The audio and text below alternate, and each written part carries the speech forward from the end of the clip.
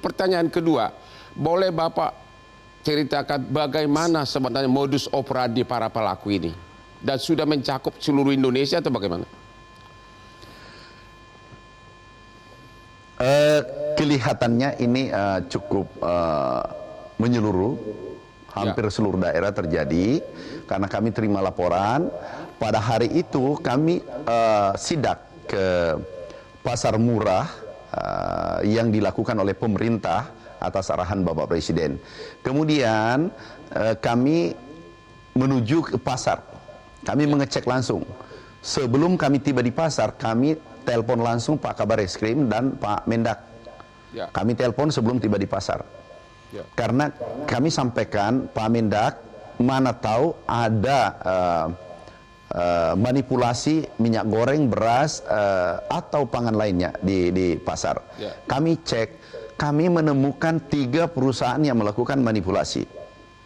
Padahal 1 minggu sebelum Lebaran, kami sudah himbau, kami sudah wanti-wanti. Di mana dalam ratas diperintahkan oleh Bapak Presiden, tolong kawal bahan pangan. Kami semua diperintahkan seperti itu yang terkait. Akhirnya kami temukan 3 perusahaan. Dan ukurannya kami kaget, kami ukur berulang-ulang, itu hanya 750 ml. Artinya berkurang 25%.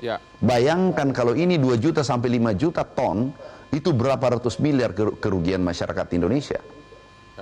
Nah, ini yang pada saat kami temukan, ada tim dari kepolisian reskrim, kami sampaikan, tolong ditindak tegas.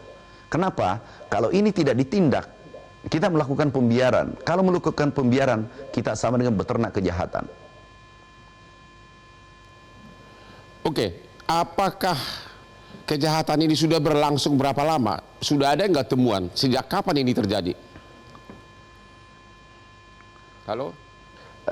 Kami belum dapatkan, tetapi mungkin sudah 1 tahun, 2 tahun. Perkiraan kami, tapi data pastinya nanti setelah pemeriksaan, karena sudah ada tersangka 1 orang. Katanya bukan hanya ukuran takarannya disunat, tapi juga harga eceran tertinggi juga dilanggar, dan juga minyak subsidi diganti dengan minyak curah. Apa itu benar?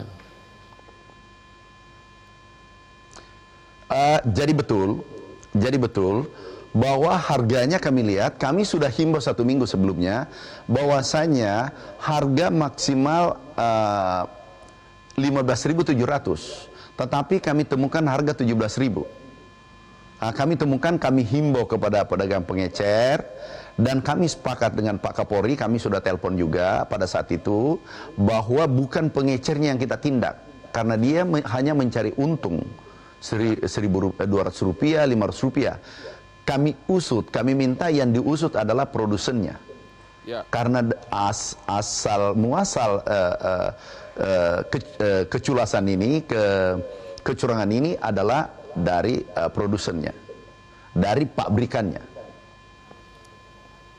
Dan itu betul bahwa ada harga 17.000, itu di atas HET.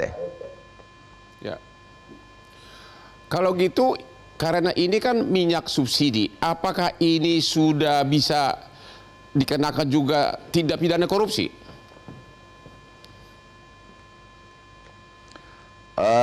Saya kira mungkin bisa, itu tergantung nanti penyidik, tapi yang terpenting adalah mereka melanggar karena di atas harga eceran tertinggi dan volumenya tidak sesuai apa yang tertera di botolnya. Itu kasat mata.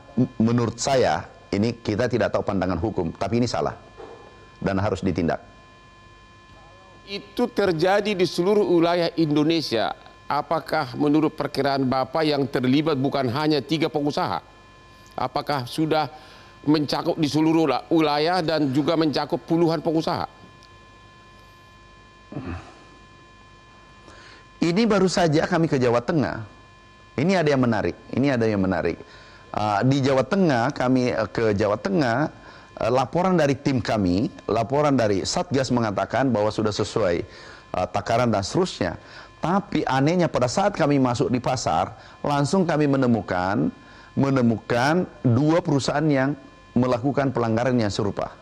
Dan pada saat itu kebetulan kami bersama Satgas, didampingi Satgas dan juga dari kepolisian hadir, langsung kami mengatakan tolong ini ditelusuri.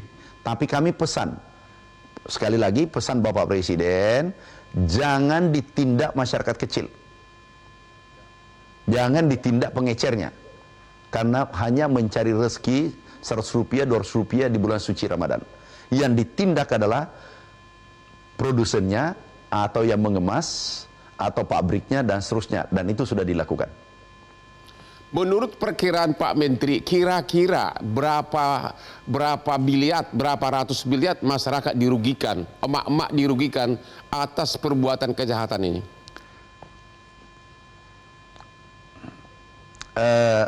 Itu mungkin ya, kalau 25% itu bisa ratusan miliar. Kalau 25% sampai ya.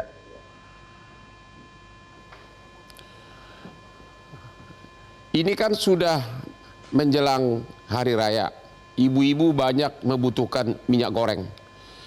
Gimana antisipasi dari pemerintah?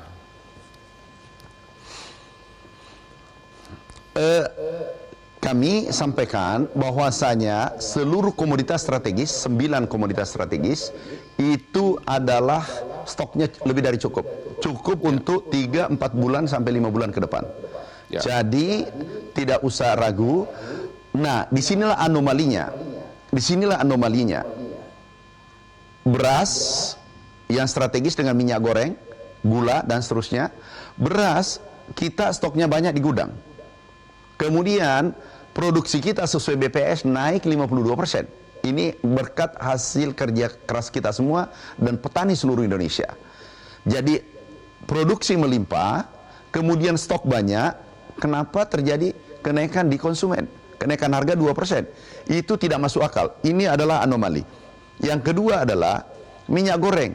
Minyak goreng tidak boleh, harusnya tidak mungkin naik. Kenapa? Kita produsen terbesar dunia.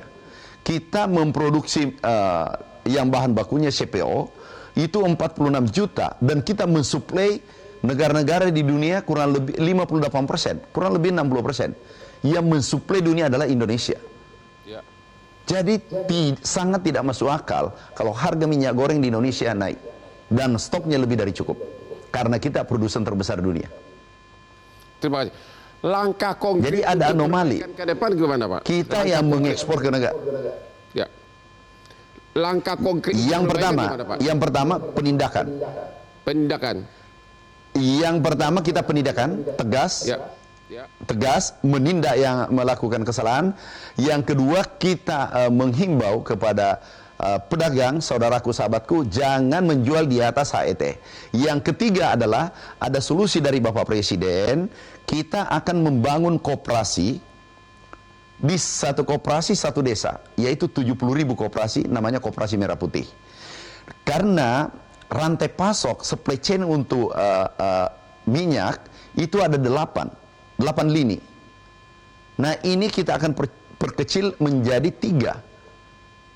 Nah, kami hitung 9 bahan pokok yang dibutuhkan masyarakat, yang bahan pokok utama itu keuntungan middleman, pengusaha yang di tengah ini antara konsumen dengan produsen itu 300 triliun lebih.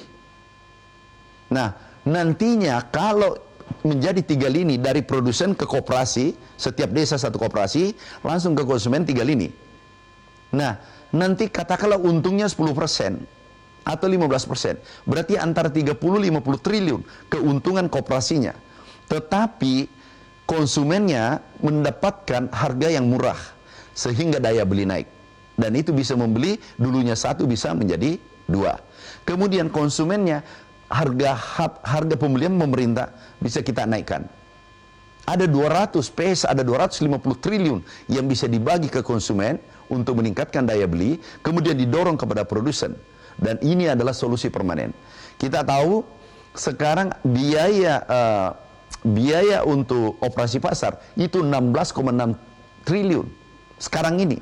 Nah, itu nanti ke depan tidak ada manakala solusi permanen ini sudah selesai. Dan itu solusi operasi pasar sepanjang masa, istilah kami. Sebagai Dan itulah penutup, solusi permanen dari kami sudah diputuskan Bapak Presiden. oke.